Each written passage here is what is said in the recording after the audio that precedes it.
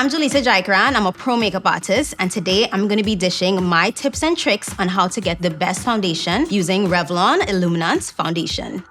So I'm really excited about this foundation because it marries the best of both worlds, skincare and makeup. It has 5% squalene and hyaluronic acid, so it deeply penetrates and hydrates the skin. You're also going to see a boost in radiance and also reduce the look of fine lines and wrinkles in 4 weeks. So the first thing I like to do is start with a serum, and we're just going to massage this into the skin.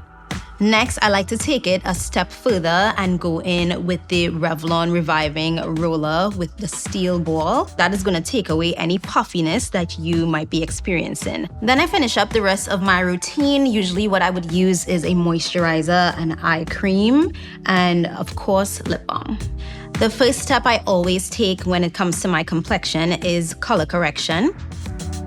Now for the fun part, the Illuminance Foundation. I'm going to be using shade 505.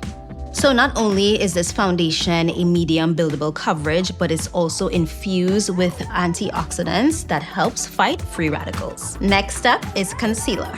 Now your concealer placement will always be dependent on what you're trying to achieve. I always like to go for a lifted look, so I'm sweeping it towards my temple.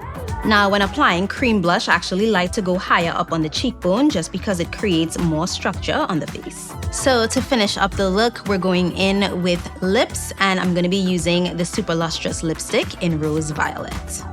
I absolutely love this shade. This is how you create the perfect canvas using Revlon Illuminance Foundation.